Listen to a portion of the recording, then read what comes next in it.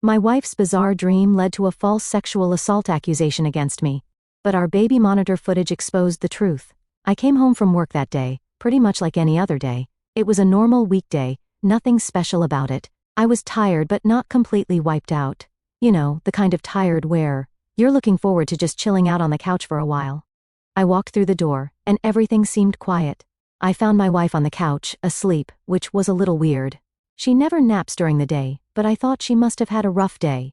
Our daughter, who's just 6 months old, was lying next to her, wide awake, kind of squirming. I went over to them, planning to say hi and maybe take my daughter to her room to play for a bit so my wife could rest. That's when I noticed the smell. You know, that unmistakable smell when a baby needs a diaper change. Yeah, that hit me right away. I figured my wife must have been exhausted and just didn't get a chance to change her yet, so I thought, no big deal. I'll just do it. I didn't want to wake her. She works hard, and if she's napping, she probably really needs it. I scooped up my daughter and took her to her room to change her. It's a routine thing, nothing out of the ordinary. I laid her down on the changing table and started getting the wipes and a fresh diaper ready. I had barely started when I heard footsteps behind me. I figured my wife must have woken up and come to check on us. I turned around to say hi, maybe crack a joke about her catching a rare nap, but before I could say anything, she came at me like I'd done something terrible. Her face was full of anger, and before I knew it, she started yelling, and I don't mean just raising her voice a little. She was screaming at me. "How could you?" she shouted, over and over again. Honestly, I had no clue what she was talking about. I stood there, frozen for a second, trying to process what was happening.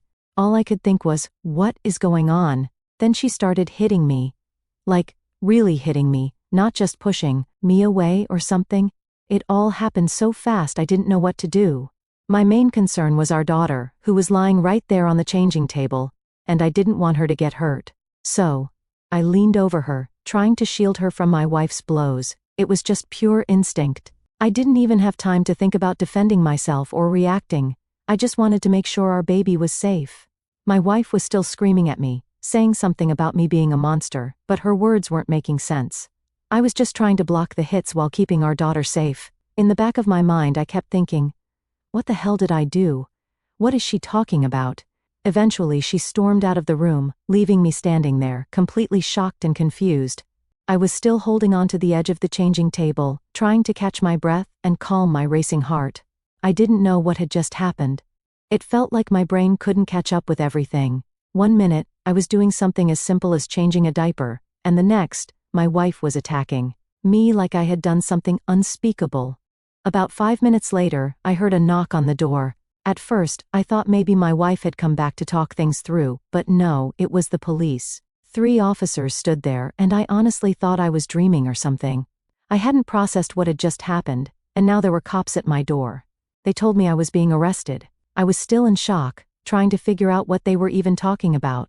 My wife was behind them, crying hysterically, telling them that I had hurt our daughter. I kept asking her, "What are you talking about?" But she didn't respond. She just kept repeating that she had seen me doing something to our daughter. I could barely believe what was happening. They cuffed me right there in front of our house and took me to the station. That night in jail was the longest night of my life. I didn't sleep. I couldn't. I just sat there, trying to make sense of what had just happened. How had my wife gone from peacefully sleeping on the couch to accusing me of something so horrific? Why was she acting like this? My mind was racing, and I kept replaying everything in my head, trying to figure out what had triggered her reaction. I knew I hadn't done anything wrong, but at that moment, I felt like my world was falling apart. The evergreen trees outside the window stood still, their needles catching the faint glow of the streetlights. The next day, they reviewed the footage from the baby monitor in our daughter's room. Thank God I had set that thing up a while back because it was the only thing that saved me. The camera showed exactly what had happened. Me walking in, picking up our daughter, and taking her to change her diaper. Nothing more, nothing less. I didn't touch her in any inappropriate way. I didn't hurt her, nothing. It was just a regular diaper change. That footage was all the evidence they needed, and I was released. You'd think I would have felt relieved, but I didn't. The fact that my wife had accused me of something so horrific, something I would never ever do, shook me to my core. I just couldn't wrap my head around it. How could she think I would ever harm our daughter? How could she attack me like that and then call the cops, making me out to be some kind of monster? I walked back into my house after that nightmare of a night in jail, and it was dead silent. Normally I'd hear my wife humming or the TV going, maybe the soft little coos from our daughter, but none of that. The house felt empty, and it hit me just how much had changed in less than 24 hours. I don't know what I was expecting when I stepped back inside, but the reality of it all started sinking in. I sat down on the couch, the same spot where my wife had been asleep just the day before, the same couch where I'd picked up our daughter, thinking I was just doing a normal dad thing. Now, everything felt tainted. The silence was almost too much, like it was pressing down on me. I felt like a stranger in my own home. I sat there, going through the motions of everything that had happened, and the more I thought about it, the angrier I got. How could she do this to me?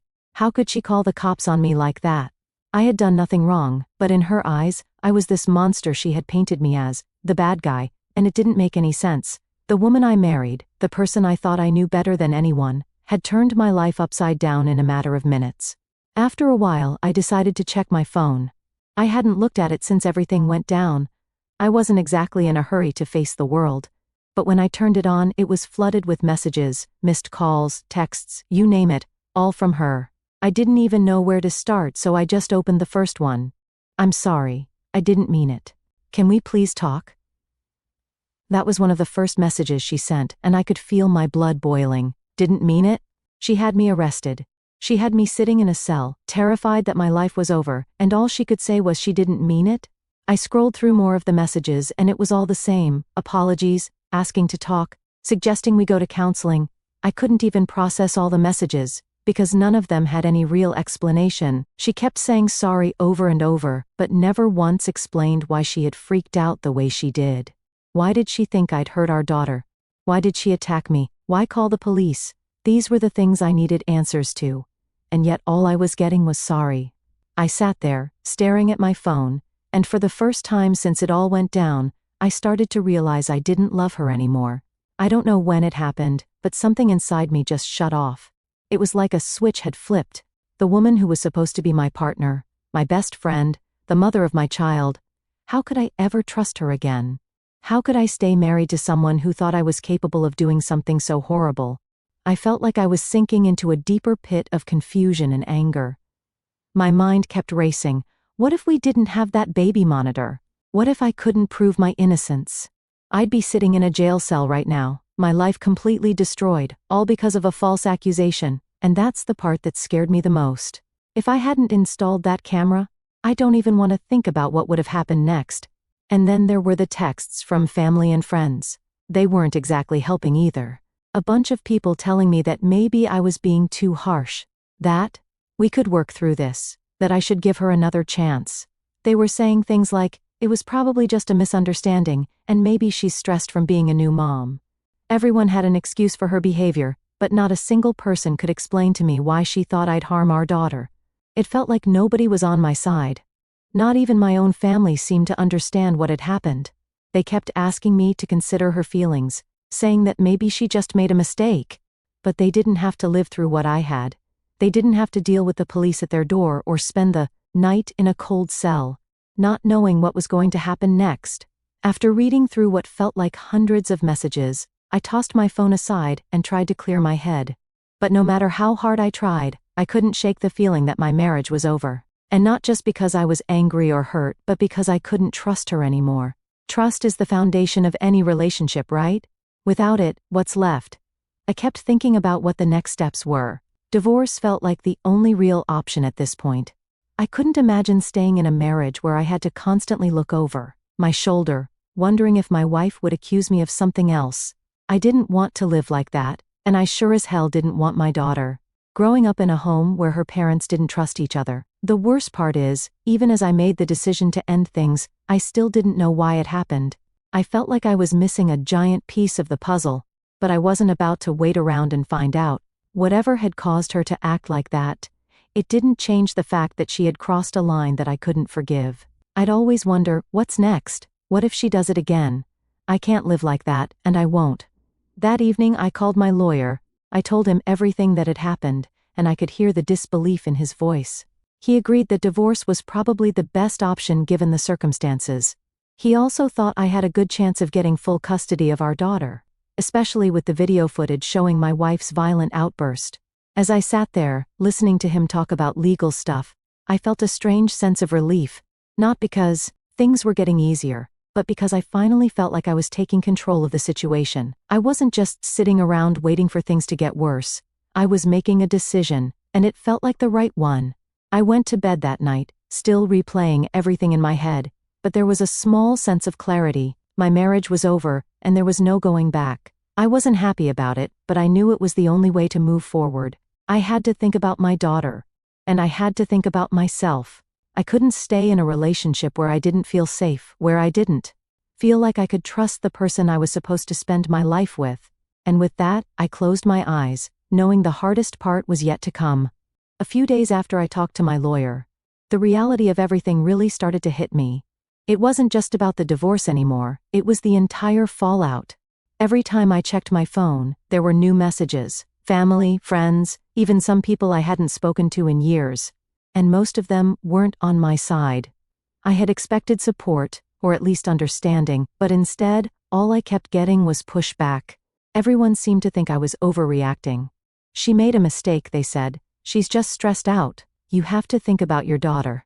Yeah, like I wasn't thinking about my daughter this whole time. That's the thing that pissed me off the most. Everyone acting like I was being reckless or selfish, like I wasn't doing this for her too. I was the one trying to protect her from growing up in a messed up environment, but nobody seemed to get that. My mom called me at least 3 times a day. She's always been the type to meddle, but this was next level. Every conversation was the same, her telling me to forgive my wife, to give her a second chance, that everyone makes mistakes, but she wasn't there. She didn't see how bad it got. She wasn't the one being falsely accused of the most disgusting thing imaginable. I told her that too, but it didn't matter. It's like everyone had already made up their minds that I was the one taking things too far. Even my best friend Tom, who I thought would understand, started giving me grief about it. He came over one night to check in on me, and the second he walked in, I could tell where the conversation was going. He sat down, grabbed a seat on my couch, and just looked at me for a second. Before he said, "Man, are you sure you want to go through with this?" I just stared at him, not sure if I should even bother responding. Of course I'm sure. What other choice do I have? He sighed, like he was disappointed in me or something. I just feel like maybe there's more to it. Maybe she freaked out for a reason, you know? New moms go through a lot. Maybe she wasn't in her right mind. That was when I lost it. Not in her right mind? She called the cops on me, Tom. She told them I hurt our daughter when all I did was change a diaper. You think that's something I can just brush off? You think I can forget about that? Tom looked at me, his expression softening a little. I get it, man, I do, but you've got to ask yourself if this is worth blowing up your entire family over. I stood up, too angry to sit still anymore. She already blew it up the second she accused me of something so disgusting. Tom didn't say much after that, but it was clear he didn't agree with me. He left not long after, leaving me more frustrated than I was before he came over. It was like everyone had forgotten what had actually happened. Everyone was so focused on keeping the peace, on fixing things, but nobody seemed to care that I was the one who had been blindsided by all of this. I tried to focus on my daughter after that. She was the only thing keeping me grounded. Every time I looked at her, I was reminded of why I was doing this. I wanted her to grow up in a safe environment, with parents who loved and protected her. Not in a home where one of them was falsely accused of hurting her. It wasn't fair to her, and it wasn't fair to me either. But then there was the issue of custody. My lawyer was confident that I had a good case for full custody, especially with the video footage proving I did nothing wrong and my wife's violent outburst on camera. But nothing in life is guaranteed, especially not in court. There was always a chance that things could go the other way. That the judge might give my wife joint custody, or worse, primary custody. That thought kept me up at night as much as I hated the idea of staying married to someone I couldn't trust. The idea of losing my daughter scared me more than anything else. What if the court didn't believe me? What if they thought I was overreacting just like everyone else seemed to? What if they decided to give my wife the benefit of the doubt just because she was the mother? I knew how these things worked. Fathers don't always get a fair shake in court, no matter what the facts are. I started documenting everything after that. Every text she sent me, every time she called, every voicemail, everything. I didn't know if it would help, but I wanted to be prepared.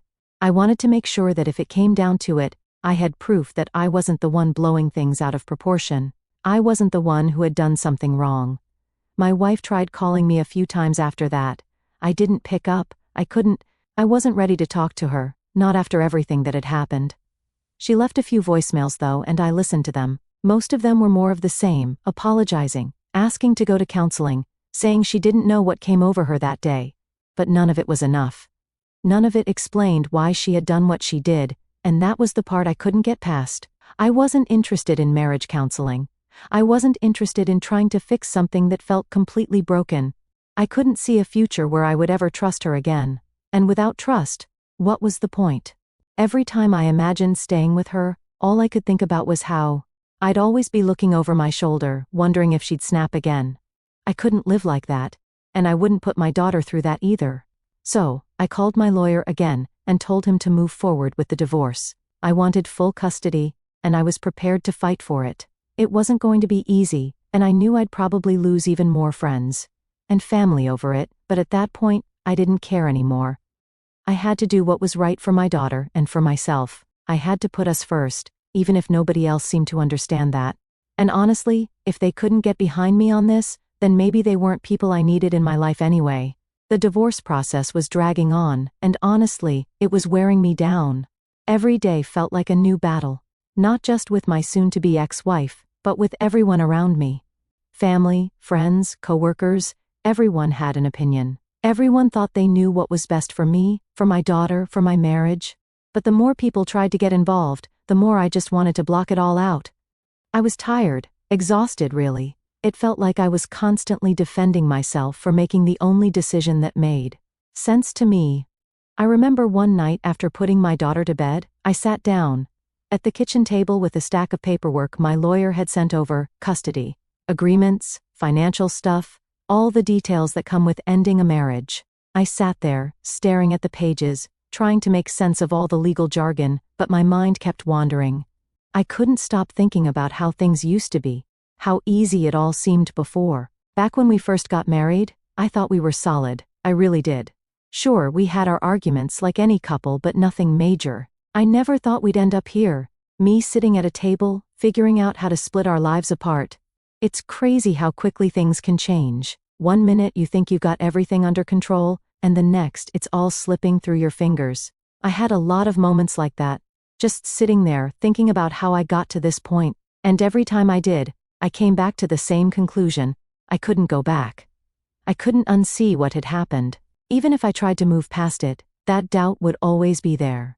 I'd always wonder if she could snap again, accuse me of something worse, and drag us all through hell one more time. I couldn't live like that. It wasn't fair to me, and it sure as hell wasn't fair to our daughter. Still, there were days when I'd get those texts or calls from her, and for a split second I'd think, what if? What if she really was just going through something? What if there was some explanation that made sense, something I just wasn't seeing? But then I'd snap out of it. There was no excuse for what she did, no explanation that would make it okay. One day I got a call from her mom. Now, her mom and I always had a decent relationship. She was never really the type to butt into our marriage, and I appreciated that. So when she called, I figured it might be different from all the other calls I'd been getting. Maybe she just wanted to talk things through without trying to force anything. But of course, I was wrong. She started off calm enough, asking how our daughter was doing, asking if I needed anything, which was nice. But I knew it was just the warm-up for the real reason she called after a few minutes. She said, I just don't understand why you can't give her another chance. She's really sorry for what happened. You two have been together so long, and it's such a shame to throw it all away over a misunderstanding. A misunderstanding? That's what they were calling it now. I almost laughed, but I bit my tongue. I told her I understood where she was coming from, but that this wasn't something I could forgive. I explained again that trust was broken, and without that, there was no marriage to save. She didn't seem to get it though. She just kept pushing, saying I was overreacting and that I wasn't thinking about the long term. That's when I lost my patience. Look, I said, I get that you want to defend your daughter, but this isn't something that can be fixed with an apology. She accused me of something terrible, and I can't live with that hanging over my head. I have to think about my daughter's future, and this is what's best for her. Her mom sighed, clearly frustrated. But she's your wife. Don't you owe it to her to at least try? That hit a nerve. No, I don't owe her anything after what she put me through. I didn't do anything wrong, and I've been dealing with the fallout of her actions ever since. I'm done with this. After that, the conversation fizzled out. Her mom wasn't happy with my decision, but I wasn't going to let her guilt trip me into changing my mind. I hung up the phone and just sat there for a while trying to calm down. It seemed like no matter what I said, nobody understood where I was coming from. Everyone kept acting like this was just some minor mistake, something we could sweep under the rug and forget about, but it wasn't. A few days later, my lawyer called with an update. The custody situation was moving forward, and from what he said, things were looking good for me. There was a strong chance I'd get primary custody, especially with the evidence we had of my wife's outburst. That was a bit of relief, but I knew it wasn't over yet. There was still a long way to go, and I had to be prepared for whatever might come next. One of the hardest things about all of this was trying to keep things normal for my daughter. She's too young to understand what's going on. But I could tell she sensed the tension. She'd get fussy more often, and sometimes she'd just cry for no reason. I tried my best to keep her routine the same, but it wasn't easy when everything around us was falling apart. I remember sitting with her in the evenings feeding her or playing with her toys, and I'd wonder what her life would be like growing up in the middle of all this chaos. It broke my heart to think about it. I didn't want her to grow up in a broken home, but staying together for the sake of appearances wasn't the answer either. I wanted her to grow up in a stable, safe environment, even if that meant doing it on my own. As the days went on, I focused more and more on that, on making sure my daughter was okay, on getting through the legal stuff, and on moving forward. I stopped caring as much about what other people thought or said. It was clear they didn't understand, and I wasn't going to waste any more energy trying to make them see my side. At the end of the day, I knew what was right for me and my daughter. That's all that mattered. Everyone else could think whatever they wanted. As things kept moving forward, the reality of what I was doing hit me harder every day. It wasn't just about signing papers or going through court dates anymore. It was about closing a chapter of my life that I never thought would end like this. But honestly, as tough as it all was, I felt like I was doing the right thing. There was no other choice. Staying in a marriage where trust was completely shattered wasn't an option. I spent a lot of time reflecting during those days. I thought back to when we first got married, how happy we were. We had dreams, plans for the future, all the typical stuff you talk about when you're newlyweds. We used to laugh at the idea of getting old together, watching our kids grow up, traveling the world. I guess, in some ways, I was still mourning the loss of that version of us. The couple who thought they had it all figured out. But that version of us was long gone, and there was no bringing it back. The messages from family and friends never really stopped, but I started responding less and less. It became exhausting, explaining myself over and over like a broken record. People would ask, "Why don't you give her another chance? Don't you think she deserves to explain herself?" But the truth is, she had her chance. She had plenty of chances to explain herself, and she never did. Not in a way that made any sense anyway. All she ever said was that she was sorry. Sorry isn't enough when you accuse someone of something that could destroy their life. One afternoon, I was sitting in my daughter's room, watching her play with some blocks. She had this huge smile on her face, completely unaware of everything going on around her. In that moment I realized she was the reason I couldn't let myself get sucked back into the mess. I had to stay strong for her. I couldn't afford to get distracted by the guilt trips and the what-ifs people kept throwing my way. My job was to give her a stable life, no matter what. The next big step was the court hearing for custody. I won't lie, I was nervous as hell. I knew I had a strong case, but there's always that lingering doubt, especially as a father. There's this feeling that, no matter what, the system leans more toward the mother. It's not something anyone really says out loud, but it's always in the back of your mind. When the day finally came, my stomach was in knots. I sat in the courtroom, waiting for the hearing to start, and the reality of the situation hit me all over again. My wife was sitting across from me, looking nervous too, but I couldn't bring myself to feel anything about it. The part of me that would have cared about how she was feeling, that part was gone. All I cared about now was the outcome. The hearing itself was pretty straightforward. My lawyer presented all the evidence we had, the video footage of her attacking me, the false accusations she'd made, the way she'd put our daughter in the middle of it all.